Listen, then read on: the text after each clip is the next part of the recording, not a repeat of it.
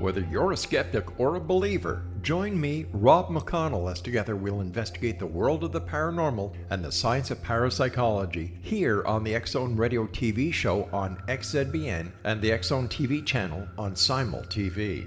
Since 1990, the X-Zone Radio TV show has been the place where people dare to believe and dare to be heard. Together, we'll investigate UFOs, aliens, ghosts, Bigfoot, psychic phenomenon, lake monsters, conspiracy theories, government cover-ups, the truth embargo, alien abductions, ESP, haunted locations from around the world, and so much more.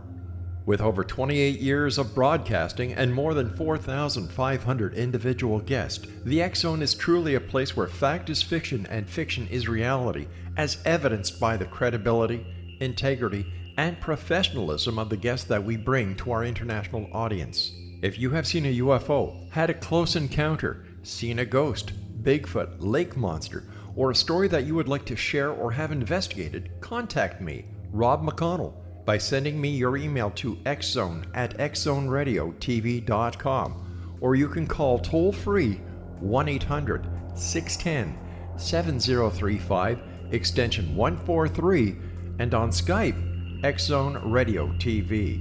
For more information on the X-Zone Radio TV show with yours truly, Rob McConnell, visit www.xzoneradiotv.com or www.xzonetvchannel.com or simultv.com and xzbn.net. Until next we meet here in the X-Zone from our broadcast center and studios in Hamilton, Ontario, Canada, always remember, X-Zone Nation, keep your eyes to the sky and your heart in the light.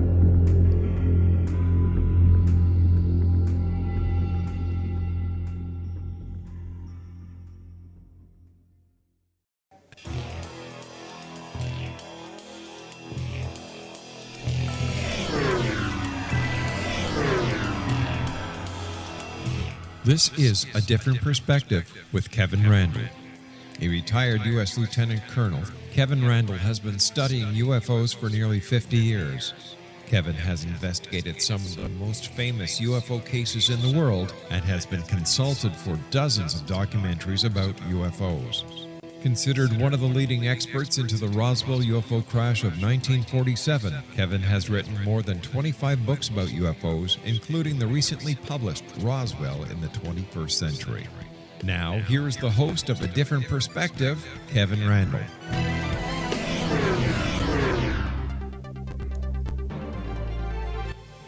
As I've been saying for the last several weeks, I'm in Roswell. I'm still in Roswell. I will be going home shortly, I hope. Anyway, I've spent some time talking to the various researchers who are here, and you've heard some of the interviews, and looking around at the whole festival activity. And I think we need to separate the festival from the Roswell UFO case and UFOs in general, because although related, they're not really the same thing. Here's a couple of observations. The festival is a major event here in Roswell. I mean, they go all out. They block off streets. They have parades. There's literally tens of thousands of people who come into Roswell for this event. It's huge. And as I was walking around in the downtown area, I noticed an awful lot of the businesses are related to the Roswell UFO crash and talking about aliens and that sort of thing, an alien theme in the businesses. And it's not just centered in the downtown area. It's all along the main streets in Roswell. There's an awful lot of new hotels, upscale hotels in Roswell, and I suspect the reason is this story of the UFO crash has attracted a lot of attention, and a lot of people come to Roswell, not only during the festival, but all during the year to learn a little bit more about that. The last I heard, they're talking about literally hundreds of thousands of visitors to the museum in a year. And so it's been an extreme economic boon to the city, and they've exploited it very, very well, which really doesn't detract from the initial story, but it's just like, I guess, any town or any area that has something historical associated or something important that's happened there, or some kind of natural phenomenon or natural formation there that they exploit to bring tourists into the area. And Roswell's done a real good job of promoting the Roswell UFO crash. And I have to take some responsibility for that because, of course, I've written books about it. Don Schmidt and I did a book in the early 1990s, 1990, 1991, called UFO Crash at Roswell. No, I did not pick the name. That was picked by the publisher, and I argued with them, and they said, but the title tells it all in 4 words, and of course it did. But I think that kind of sparked some of the interest. The interest in the Roswell case had been kind of fading with MJ-12 coming up and some other things going on. And Don and I kind of rekindled it, I think, in some respect. Since that time, there's been literally dozens of books. I'm responsible for a number of them myself. I did The Truth About the UFO Crash at Roswell. And people said, well, why did you call it that? And I said, because I wanted to incorporate the name UFO Crash at Roswell with the first book so that you could tie them together. But I've done a number of books about Roswell. Don has done books with Tom Carey about Roswell. Friedman has done books about Roswell. Other people have done books about Roswell. There's literally dozens of books about the Roswell case. So it's become an important part of ufology. And the festival is an outgrowth of all of that.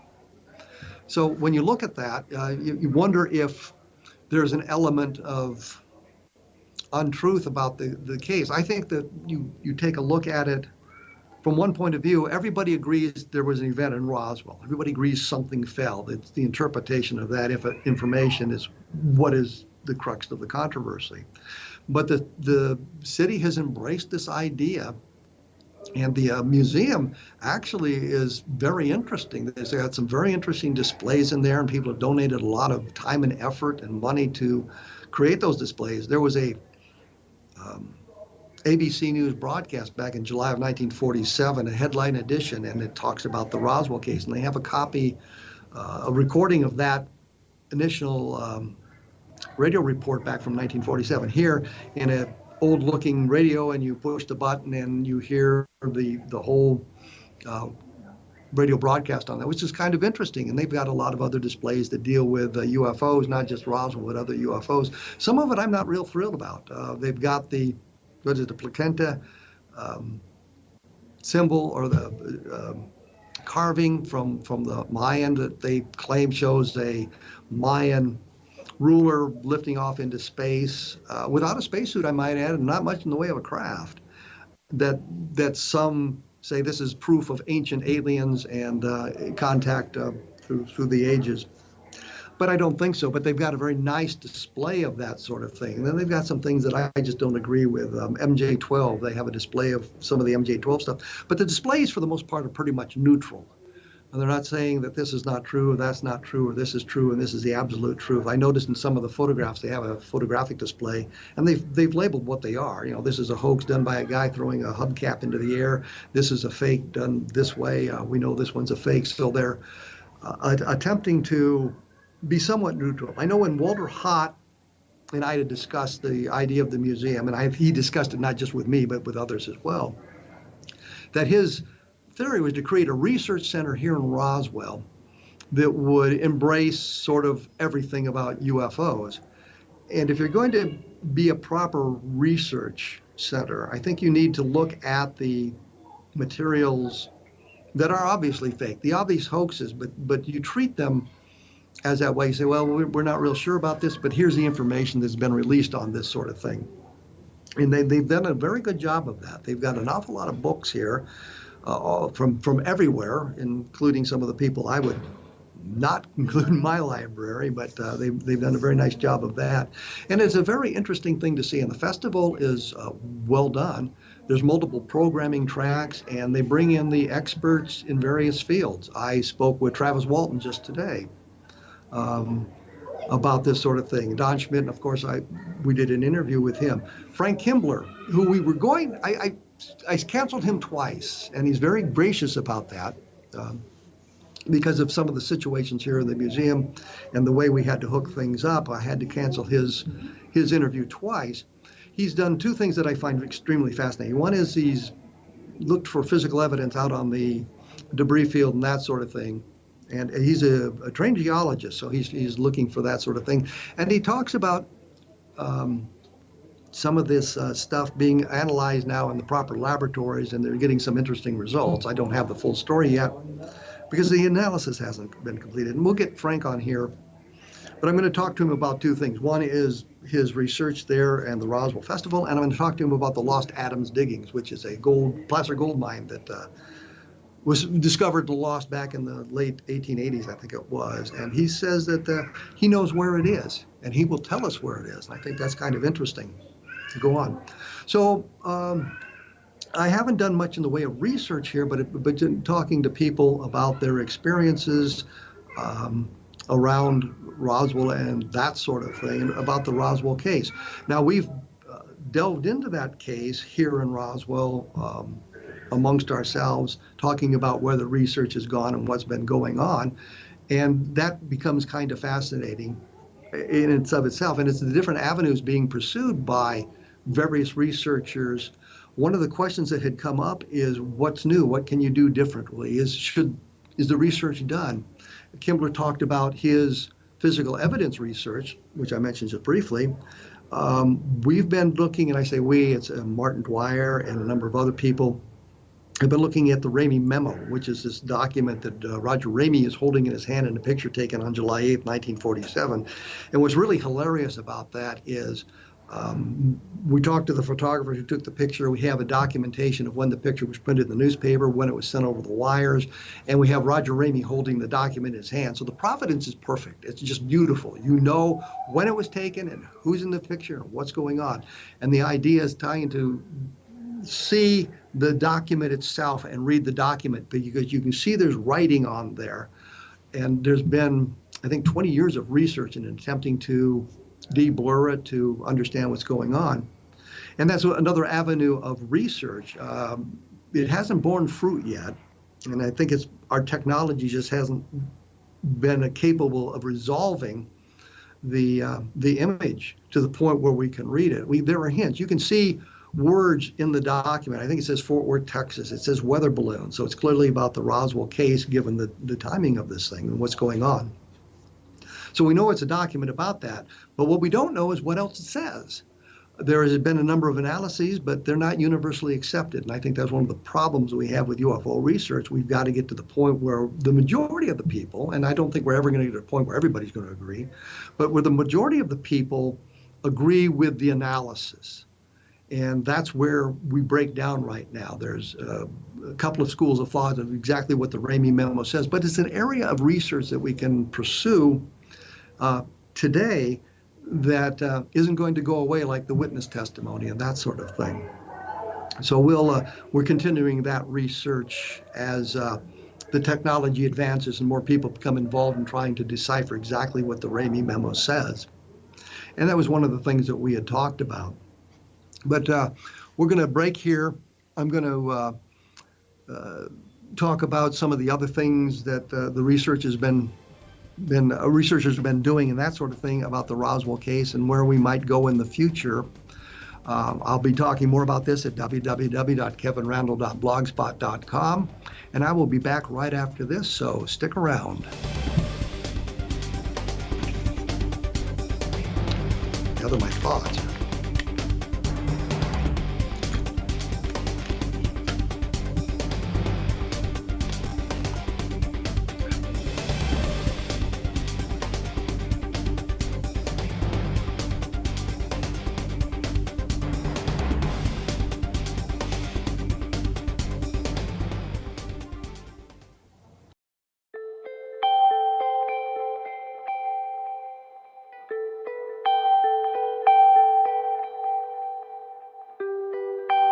It's hard to listen to the news without realizing we're living in volatile, unprecedented times.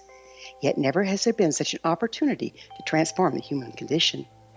As old structures fail, where can we find the guidance to co-create a better way? Find Your Path Home is an ever-evolving, leading-edge information, education, and healing resource center designed to support and guide you on your path to unity and enlightenment. Based on sound principles employed by shaman worldwide, we provide techniques that can support you through the current transitions, offering online shamanic classes, international long-distance shamanic healing sessions, complimentary Mission Evolution radio episodes and Stairway to Heaven TV vignettes, seminars, retreats, and much more. All of this can be found on findyourpathhome.com.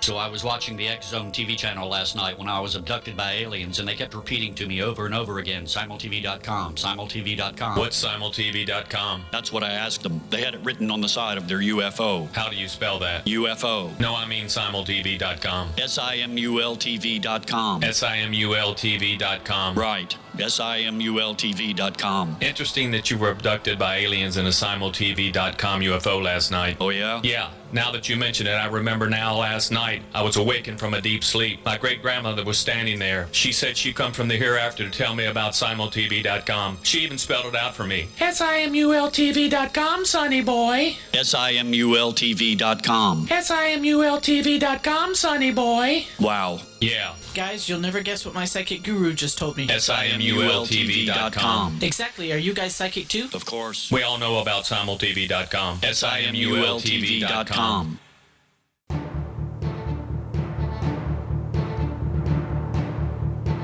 I am reminiscing, I guess, about the festival and some of the activities that took place here in Roswell, New Mexico, and a little bit about the Roswell UFO crash. And there's I guess, great divergence of opinion here. Most of the people who attend the festival, of course, are predisposed to believe that it's alien, and some of them are just rabid about it. And they bring in all the nonsense, MJ-12, for example, and other conspiracy avenues that I just don't really find too interesting. But, you look at everybody's opinion, but there's the hardcore researchers who are trying to determine what exactly happened. And as you know, we mention this every week. I did a book called Roswell in the 21st Century. And the whole point of that is I wanted to look at it, the case as dispassionately as I could, look at it as a cold case, go back through the files, go back through the interviews, go back through the tapes and everything that I had gathered over the years about this, and talk to some of the people that were still involved about this, and see what we could determine about the case. Now, in the early 1990s, I was absolutely convinced that Roswell was extraterrestrial. It was alien, end of discussion. No more needs to be said. It was a very robust case. But as I looked at it more recently, I became a little bit disturbed by some of the things that I had learned. For example, the Glenn Dennis testimony about the nurse and the coffins and all of that sort of thing kind of blew up on us. Glenn Dennis was not as candid with us as he could have been. And when confronted with some of this, he changed the story, which is not a good sign. Glenn Dennis said that he had met with a nurse out at the base. He knew the nurse out at the base. So he hinted at a romantic interlude with her, and he was married at the time, and that she had been involved in a preliminary autopsy at the base, and she told him a little bit about it and drew on a napkin in a bar that he met her, the alien face, what it kind of looked like and that sort of thing, and then shredded it and burned it up in an ashtray. And he said that she was transferred off the base shortly thereafter, and then was killed in a plane accident. We tried to get the name of the nurse from him. He eventually gave it to me quietly. He said, well, her name is Naomi Self, but don't mention this to anybody. And then he proceeded to tell everybody under the sun what the name was. Even Philip Glass ended up with the name, so it wasn't a big secret. We did a lot of research into that, because here's a nurse, an Army nurse. If we could find her to corroborate the story, that would be great. I looked through the unit histories. I looked through the newspapers, because in the newspaper there was always a little blurb, who was new in town, and it was often military people who just arrived in town. Didn't appear there. Didn't appear in the military morning reports. These were issued every morning, literally every morning, by a unit saying who is there for duty and who's on leave, who may be in the hospital, who is AWOL, all that sort of thing appears on that.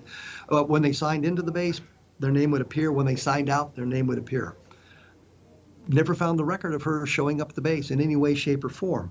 A fellow named Vic Golublek did an awful lot of research into this. He came up with, found a database with 124,000 Army nurses' names on it. Her name was never there. Talked to both the base hospital, the people who were assigned there, and the local hospitals looking for it. They couldn't find the name. So Vic confronts Glenn Dennis with this information, and Glenn Dennis says, well, I never told you the right name.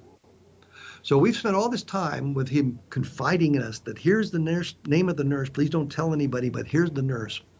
And when we actually proved the negative, if you will, that she wasn't here, he changes his story. And for me, that was the end of the Glenn Dennis testimony. And that's what I mean when I say some of the testimonies have blown up on us, that people who we trusted were telling us the truth didn't do so. And it was very worrisome. So as I looked at this information for the book, I was able to eliminate some of the testimony, realized it was not nearly as robust as I had thought. Yes, there were people like Edwin Easley, the provost marshal, who told me basically it was extraterrestrial. And in the conversation with him, I had said to him, are we following the right path? And he said, what do you mean? And I said, well, we think it's extraterrestrial. And he said, well, let me put it this way. It's not the wrong path. I mean, here was a senior officer at the base. He was a member of the primary staff at the base. A very credible gentleman. Never expanded his story, never changed his story, was very credible about it in giving this hint. But there again, it's a hint, and it is testimony. And we have some very interesting testimonies for the case. Jesse Marcel provided some very interesting testimonies, but there are hints that Jesse liked to tell stories as well. There's a book that a woman, Linda Coley wrote called For the Sake of My Country, and it's about an interview she conducted with Jesse Marcel. She spent 4 or 5 hours with him, recording him, telling the stories about all of this sort of thing. And if you go through the book, you find little hints that are very worrisome about what Marcel said. The other thing that Jesse Marcel said was, and I don't know whether this was a confusion on the part of the interviewer, and the interview at this point would have been Bob Pratt, and what Marcel said. But Marcel said that he'd received 5 air medals for shooting down 5 enemy aircraft during World War II. Clearly, he was in the Pacific during World War II. He was an intelligence officer in the Pacific. Clearly, he went on missions because he received air medals, and it mentions that he were on these combat missions. He had like 450 hours of combat flight time, so he got a couple of air medals. We could never verify 5, and we could never verify that he'd shot down enemy aircraft. And if he'd received an air medal for that, it would have said specifically that. The citation would have mentioned, that he had shot down an enemy aircraft, and that was why he was being awarded the air medal. We couldn't verify that, but he did receive air medals. He was in the Pacific, and he did receive air medals. So there were some problematic things with that. But for the most part, every member of Colonel Blanchard's staff that we were able to talk to, the senior staff that we were able to talk to and interview, with one exception, hinted or flat out told us it was extraterrestrial. And so that, kind of opens the door a little bit for that. But there are so many other problems with the case. There's virtually no documentation other than newspaper articles, and we found the single FBI telex that mentions the weather balloon story, but it was not borne out telephonically with Wright-Patterson Air Force Base, Wright Field at the time. So there are hints like that, but we don't have anything that tells us specifically what was going on. And that kind of leads us back to the Ramey memo, because if we could read the thing, we might be able to determine exactly what it says, and it might lead us to the extraterrestrial.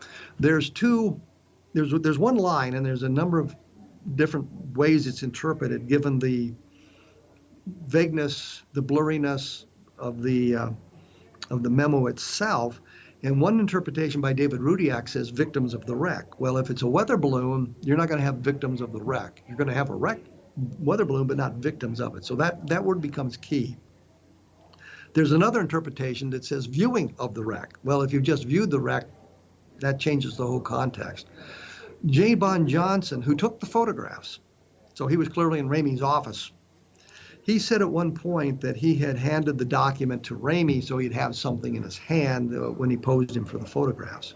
The question became, was it a teletype from the newspaper office that Johnson had brought with him and handed to Ramey, or was it a document off Ramey's desk? Well, I have a hard time believing that he would have plucked the document off Ramey's desk to hand to him. So, there's those sorts of problems. And if we could read the memo, it probably would tell us specifically that.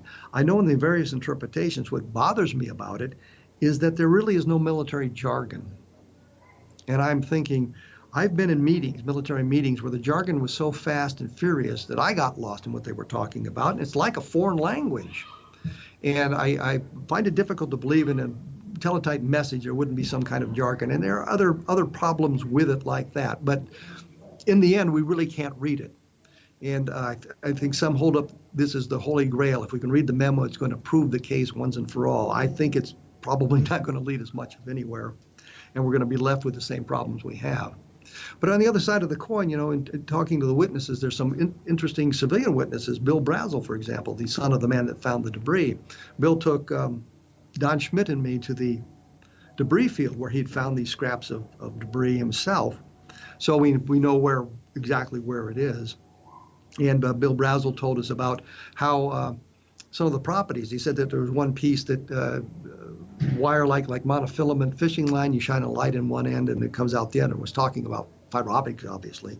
Talked about a piece of debris which light like bolts of wood, but he couldn't get a scraping of it. He wanted to see if there was any stratification, and he used his pocket knife and he couldn't get a scraping on it, which seemed it was a lot tougher than balsa wood, obviously. And then there was another piece he talked about being like lead foil or tin foil, or you wad it up and it would unfold itself. Unfortunately, of course, he lost the materials. And when I say lost, the Air Force came back and confiscated it from him. But Bill's a very credible man, was a very credible man. And there may be other explanations for the materials that he described. I don't doubt his descriptions were as accurate as he could make them and that sort of thing. So there's another robust witness that hasn't fallen apart. But when we get to the bottom of the whole Roswell case, the problem is we just don't have the evidence to prove it.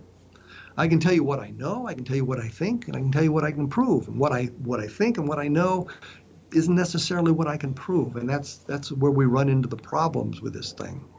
We have to look at all of that, and we're left basically with testimonies. And you have to determine how credible are the witnesses you're talking to, how accurate are their memories, because we're talking about events that when we started the investigation were 40, 45 years old.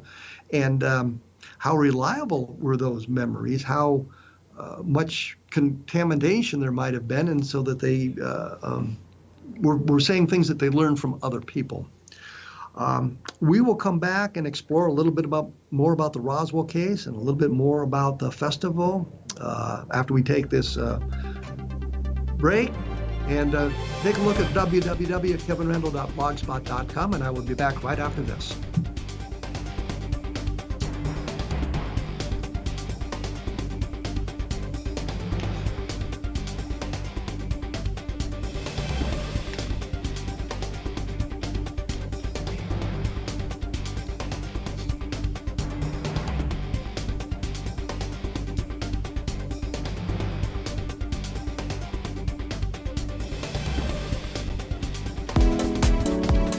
How would your life change if you could develop the business and personal skills that you need in order to make more money? Do you want to learn how to achieve your big life goals faster? Then go to findhiddenmoney.com and get the Goal for It online course. The course teaches you how you can set and achieve your biggest goals while completely overcoming the roadblocks to your goals so that you can realize your dreams and imagine more success. Go to findhiddenmoney.com. Memorable dynamic presentations are a not-so-secret weapon in the business world. Do you have a powerful message that must be shared, but you haven't found a way to deliver that message? Do you want to be known as a top public speaker who gets amazing results? Are you ready to create and deliver your powerful message? Thomas Hides can help you create and deliver your speech to get the results you desire. Visit iconquality.com. Did you expect your business to flourish, but instead it plateaued or didn't get off the ground yet? Would you like to achieve massive goals and discover new sources of income within your business? When you're ready to experience that type of success with fast results, Cindy Hendricks is the business coach for you. Her work with entrepreneurs and business owners has been life-changing. To get you and your business where you want to be, go to imaginemoresuccess.com. Has the fear of public speaking stalled your business or personal life? What would you give to develop and maintain supreme confidence? Have an invaluable private program to always perform at your best. Imagine how you would feel. You can have all that and so much more today with Thomas Hyde's life-changing course called Number One Fear Unleashed. Visit numberonefear.com and be liberated from your fear of public speaking. Well, I'm still seated here in front of the microphone talking about the Roswell Festival and things like that. And I thought, we've kind of explored some of the problems with the testimony, and we're left in the Roswell case with testimony, and you have to decide for yourself whether or not you find the testimony credible and reliable and that sort of thing. And a lot of the testimony has blown up on us in the past, as I mentioned. And that's basically all we have. We have an interesting story, but it's told by many, many people. Many people who are lying about it too, but there are many people who are credible telling us the story. So you have to decide whether or not that testimony is sufficient for you to accept the alien nature of the event. I myself think that as we looked for terrestrial explanations for the craft, and what could it have been if it wasn't an alien spacecraft? What could this thing have been? And we really haven't found a good explanation for it. We know it wasn't some kind of an aircraft accident. It wasn't something from the missile range. It wasn't a Project Mogul, no matter what the skeptics in the Air Force want to claim. That explanation doesn't work either. But we've eliminated everything that we can find, which doesn't eliminate the possibility of some kind of bizarre experiment that the government or the military conducted that they still don't want to talk about, or something terrestrial that we just haven't identified yet. So we're left with that kind of question. And is the testimony sufficient to lead you to the extraterrestrial? You have to kind of decide that for yourself.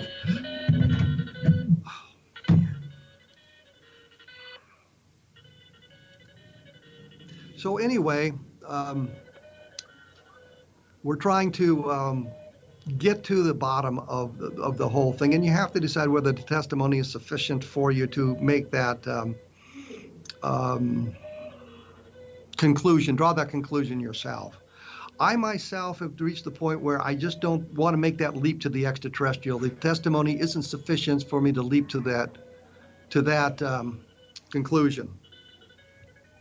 So we'll kind of move on from that now. We'll be looking at the some of the other cases that were talked about during this event. Don Burleson was here, and I'm going to try to get him on the program, and he's done some work on the Levelland case. And that's a sighting that took place in Levelland, Texas in November of 1957. Levelland's about 3 hours from Roswell. And it's kind of interesting. Some of these really good cases are more or less centered around this area, and I think that's coincidence more than anything else. But this was a sighting where people at 13 separate locations reported a craft close to the ground, interfering with their car, interfering with their electric systems of the car, interacting with the environment. The Air Force determined it was ball lightning, which is just an incredibly dumb thing for them to have said in 1957, because in 1957, we weren't even sure that ball lightning existed, let alone alien spacecraft.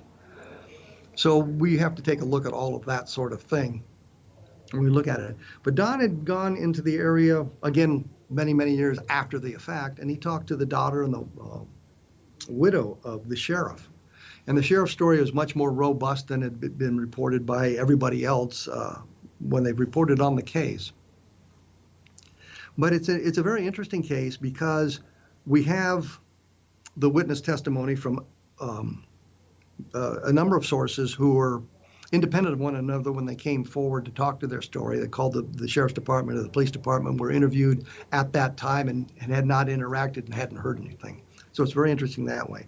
There is a report, and when we bring Dawn on the program, we will get more into that. The reason the sheriff had gone out was one of the ranchers had called to complain about a burned area on his property, a landing trace like that. That would be a second chain of evidence, physical evidence on the ground. So we have the interaction with the environment, stalling the car engines.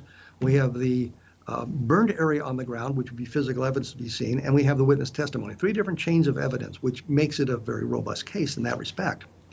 Unfortunately, at the time, the Air Force was busy arguing with Don Kehoe at NICAP about how many witnesses there were. We're not arguing about the evidence. We're not arguing about the testimonies. We're arguing about how many witnesses there were. Kehoe said there were 9. The Air Force said there were 3. I was able to identify people at 13 separate locations. So there are clearly a lot of witnesses out there. But that was, is one of the things that was discussed here at the festival. And not all the programming dealt specifically with the Roswell case or Roswell investigations, but looked at other aspects of the UFO phenomenon. And that's also important as well. There was a variety of people. Travis Walton was here talking about his abduction experiences. Kathleen Marden was here, as you know, who was talking about her abduction research. Alejandro Rojas was talking about what he had learned in his conversations with various governmental officials and the research and the reporting that he has done. So we looked at all of those sorts of things. So people come to the festival, obviously, so that they can, I think some of them to reinforce their own belief structures. They want to talk about what they've seen or what they believe or what they think they've seen, that sort of thing. I've had people come up to me to talk to me about their UFO sightings, and one of them kind of disturbed me, not so much the sighting, but his reaction to it. Very frightened by the whole phenomenon, thought something was horrible going on and was very scared about it. And it wasn't all that spectacular of a sighting. It was just sort of a close approach of a craft and had no other really attributes of it, but it was something that frightened him immensely. And as we sat and chatted about that, and I was able to mention, well, there's been lots of UFO sightings over the years, and lots of people have reported them, and there's really been no one killed or injured by UFOs directly. There have been cases where people have been injured by their approaching close to a UFO, and it may be a manifestation of the heat radiated by the craft or some kind of other radiation from the craft and that sort of thing. And there's some interesting documentation for some of those. Oftentimes it's a sunburn, like you've been out in the sun way too long as opposed to anything else. But I mean, there's a physical evidence. I was close to this UFO and now I have this reddish glow on my skin because of the close approach to the UFO. And there's been a couple of pilots killed in chasing UFOs, but I think for the most part, it's not a direct reaction of the UFO, but it's mistakes made by the pilots. I think specifically of Thomas Mantell, who was killed in January of 1948, but I think it was a direct result of him violating regulations. Military regulations say you can't fly above 14,000 feet without oxygen. And in my research, I learned that hypoxia, which is a lack of oxygen in the bloodstream, so you have a lack of oxygen in the brain, can onset itself very, very quickly. At 20,000 feet, they estimate without supplemental oxygen, the average person will remain conscious 10 minutes. At 25,000 feet, it's like 6 minutes. Mantell and his wingmen had been climbing to 20,000 feet for period of time. And he said, well, I'm going to go to 25,000 feet and circle for 10 minutes. And if I don't see anything or I can't get any closer, then I'll descend. He didn't have 10 minutes. He obviously passed out during the climb to 25,000 feet from hypoxia. The plane was trimmed to climb. It continued to climb until the torque of the engine pulled it over, went into a power dive and disintegrated. So he was killed not by the UFO, but by chasing a UFO. I think the UFO is probably a skyhook balloon, but the real point is he wasn't killed by the UFO. So we look at all of those sorts of things, but there's some interesting cases like that where you have that sort of physical evidence. And we have to be aware of that. But we look at the festival, as I said, they explore all avenues of the phenomenon, and they do get people talking about ancient aliens and that sort of thing. This is an area for which I do not subscribe. I don't believe in the ancient aliens. I don't think that our great civilization leaped forward were inspired by aliens coming down. I've often said that the aliens were helping the Egyptians, for example. I'm thinking they've come from outer space, they've landed on Earth, and the only building material they can find is stone. Why didn't they bring some of the metallurgy with them that would be able to create really great structures and suggest that kind of thing rather than these stone structures they have built?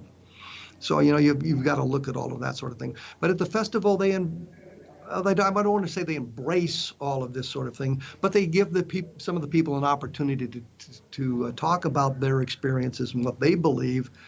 There are people who want to hear that sort of thing. It's kind of like who wants to see one movie and who wants to see another movie. They make movies for a variety of people over the times, and I think that programming in a venue like this, where it's a festival, and they call it a festival as opposed to a symposium or a research conference or anything like that. It's a festival that they look at all of those sorts of things, which explains why they have a parade at night. And they used to have an alien judging contest. You dressed up in your best alien costume, and it was a judging contest and things like that.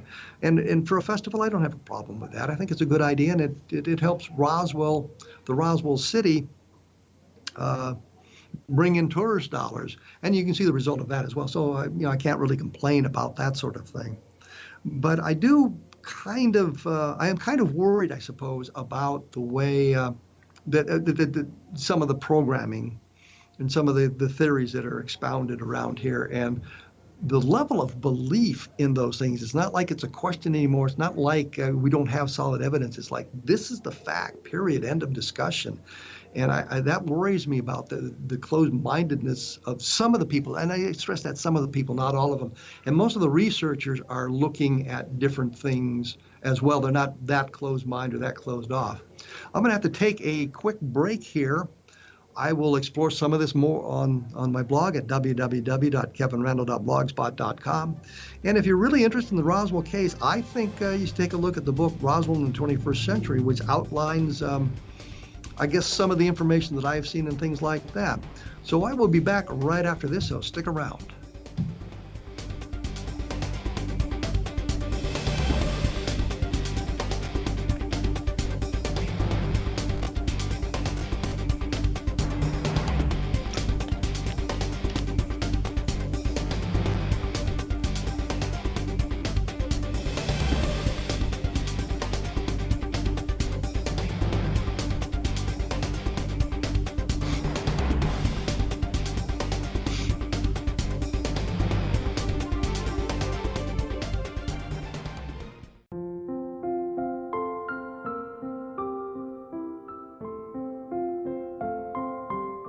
I am Dr. Carl O'Helvey, founder, president of a new cancer foundation focusing on evidence-based physical, mental, and spiritual interventions, including natural cancer cures, prayer, meditation, affirmations, nutrition, and other related holistic cancer prevention and cure modalities. These are used in cancer education, research, and financing care. I ask for your help to continue this important work by donating at www.holisticcancerfoundation.com.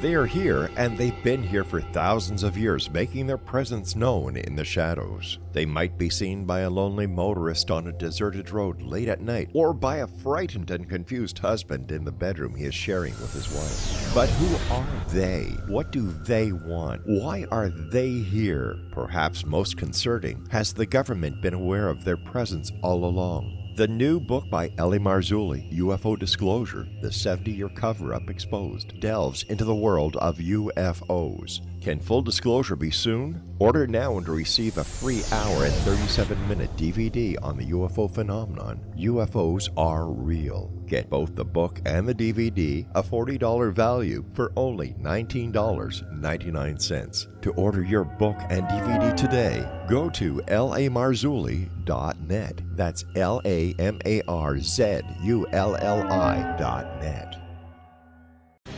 Christopher Fulton is a survivor of the national security state. All he wanted to do was preserve history when he acquired a Cartier watch from the estate of President Kennedy's personal secretary. But that simple act set off a terrible chain reaction. He was pursued by the U.S. Justice Department and the FBI, thrust into the middle of the U.S. government's Assassination Records Review Board, even monitored and pursued by the Russian government.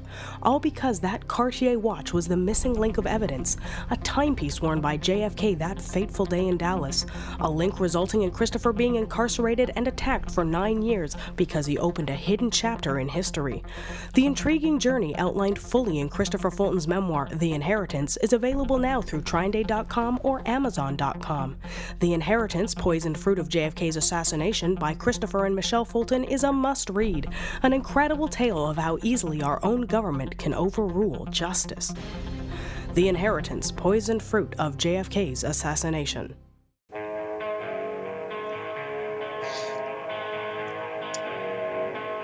I am wrapping up my stay here in Roswell, New Mexico. I'm reflecting on the festival. I'm reflecting on the Roswell case and ufology in general, I guess.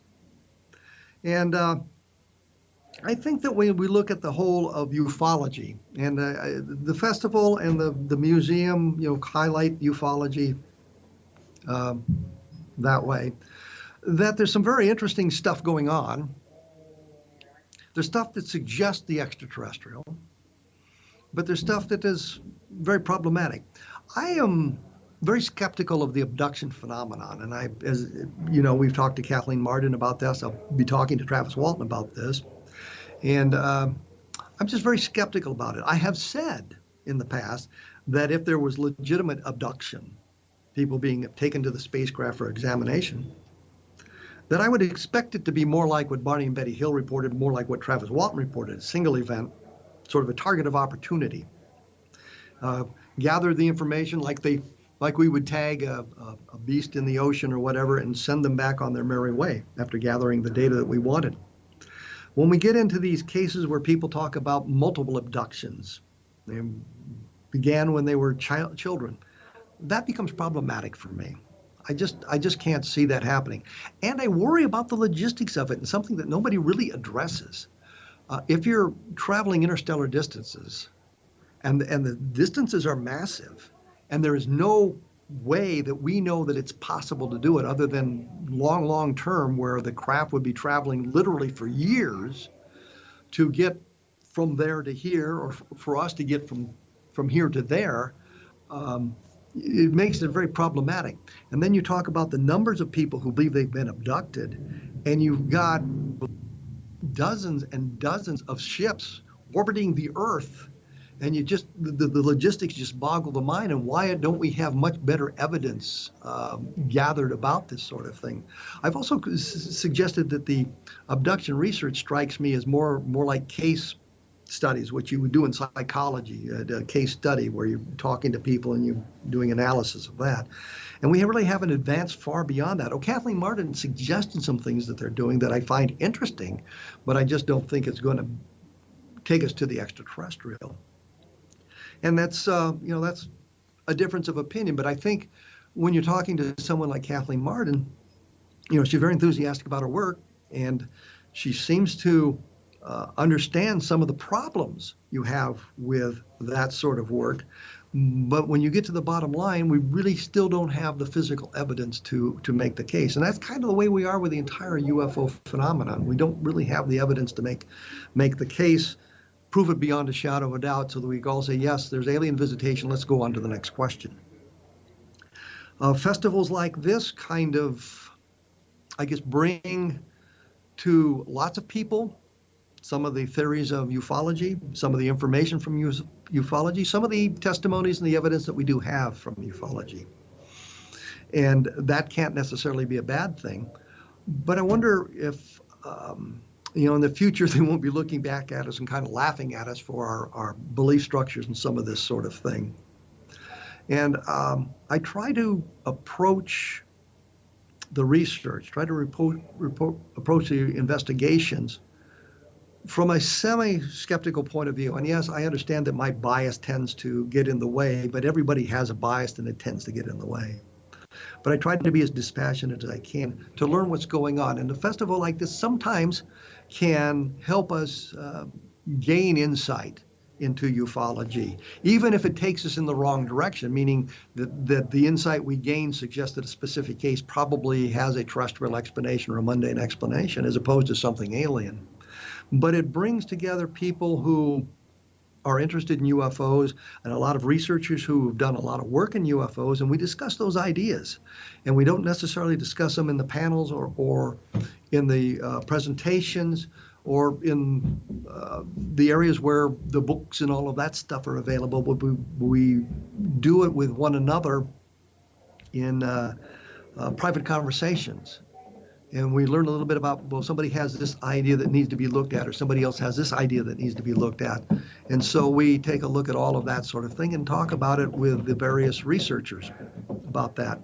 Although it's not necessarily, as I said, open to the public discussion. But I know in discussing some of this with Don Schmidt and Tom Carey, for example, looking at the different avenues that the Roswell research could go, and they're going in a little bit different direction than I would go, and that would be they're looking at talking to the children and the grandchildren of the people who were in Roswell in 1947, and I'm not sure that's a lucrative venue. And we've kind of talked about how do you separate the truth of those second-hand, third-hand testimonies from the primary data. And I am not convinced that that's a lucrative way to follow, but they're doing the research, and they're enjoying what they're doing, and they're trying to do it as the best they can. I just avoid the secondhand testimonies, and that's my own personal, I guess, bias against that. I look at the different things. I hold out some hope for the Ramey memo, for example, that we will be able to read it and it'll give us a real clue, as opposed to kind of dashing our hopes.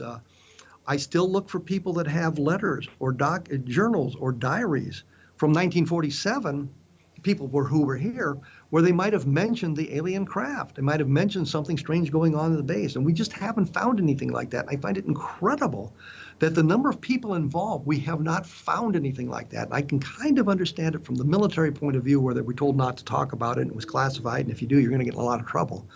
But there's a lot of civilians involved in it as well. We talk about the ranchers out near Corona, New Mexico. We talked about the Proctors. We talk about the Sutherlands. We talk about all these people who were sort of involved in it, and we just don't find anything. And it may be that the ranchers out there didn't keep journals or didn't keep diaries and didn't write letters, but the military people would. And you would just think that somebody would have written something dated July of 1947 and said, boy, this strange thing happened, and we just haven't found anything like that. And I find that very worrisome. And I find it worrisome that we find so many witnesses that aren't telling the truth, that are confabulating their experiences to put themselves in the center of the story. One fellow came to us and he said that his dad was a colonel who had flown in from Wright Field. And he was with his dad, and his dad took him out to the crash site. I just could not envision any military officer taking his son out to the crash site that's now heavily guarded and probably under heavy classification as well, violate the classification to take his son out there. So, we reject that story sort of out of hand. And I know there's stories like that we've all rejected. But we've also been fooled by some people. Frank Kaufman comes to mind immediately, and he seemed very credible. He seemed like he was telling the truth, and he seemed that things were going this way. When we looked at the yearbook to see if Frank Kaufman was in there, we find a picture of him receiving a medal from one of the base officers. I think it's a World War II victory medal, which astonishes me they would have some kind of ceremony presenting that, because everybody who was involved in the military got the World War II victory medal. But he's in the yearbook 1947, puts him at the base, puts him operating with these people out there. So that was sort of corroboration for him. We later learned from the documentation he presented us, he gave us a copy of his separation papers, and it showed him to be a master sergeant with training and intelligence. But when we checked with St. Louis, where all the military records are held for people who've served in the military and who are not on active duty, we learned that he had been a staff sergeant and his training had been in administration, and we found other evidence that he wasn't telling the truth. Initially, we believed the story. We now know it's not to be true. It's not true. And we rejected. He should be reduced to a footnote in a book, but we have to mention it because he had been part of the story originally, and that complicates the whole thing. But as I say, when we're talking with the various researchers here, you might have a piece of information that's critical to me, or I might have one that's critical to you, and we kind of share that information. The festival brings us together and allows us to make that, to share that information that way. And I think that's one of the good things of it. That when talking to these other people, I can say, "Oh yeah, that's a very good point," or "No, you missed the boat on this one. Here's what we need to do, or here's why this witness is not really credible anymore." And I noticed in my lectures here, I mentioned some of this stuff as well. Here are witnesses that have been touted as being authentic and were not. And I know that Tom and Don did the same thing, talked about some of the evidence that has blown up in our faces. So that's kind of an overview of the festival here in Roswell, New Mexico. As I say, some of it's a party, some of it encourages research. There's an opportunity to look at the material that they have gathered here, and is open for the researchers to take a look at. And there's an awful lot of material that's helpful for that sort of research. And the festival brings all of that into the forefront. I think that's a good thing.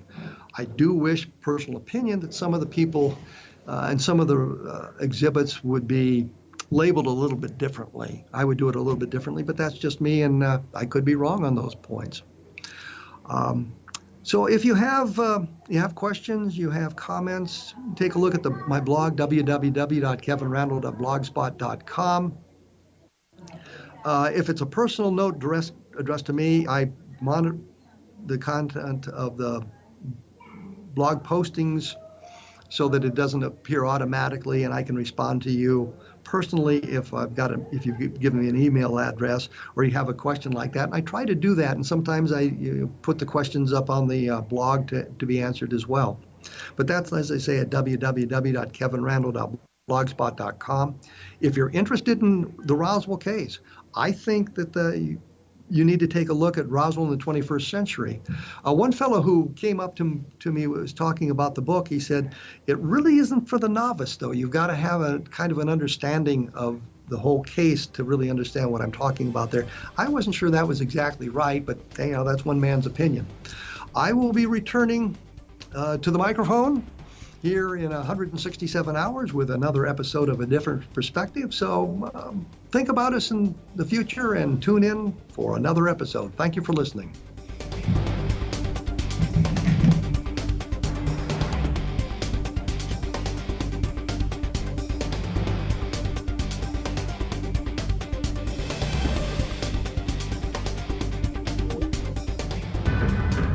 If you are looking for a safe, zero-calorie, natural option to the harmful artificial sweeteners on the market today, Just Like Sugar is what you're looking for. Just Like Sugar is a wonderful natural alternative for those health-conscious people who choose a calorie-restricted diet with a great, pure, sweet flavor that tastes just like sugar. Just Like Sugar is a great natural option for people suffering from diabetes and may be useful in restricted diet programs where standard sugars are not allowed and does not cause a laxative effect of some other sweeteners.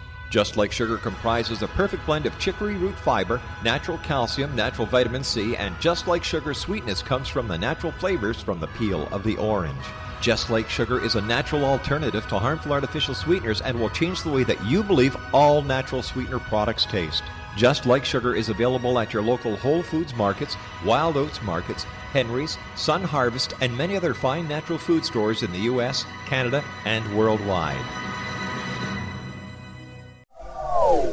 They are here, and they've been here for thousands of years, making their presence known in the shadows. They might be seen by a lonely motorist on a deserted road late at night, or by a frightened and confused husband in the bedroom he is sharing with his wife. But who are they? What do they want? Why are they here? Perhaps most concerning, has the government been aware of their presence all along? The new book by Ellie Marzulli, UFO Disclosure, the 70-year cover-up exposed, delves into the world of UFOs. Can full disclosure be soon?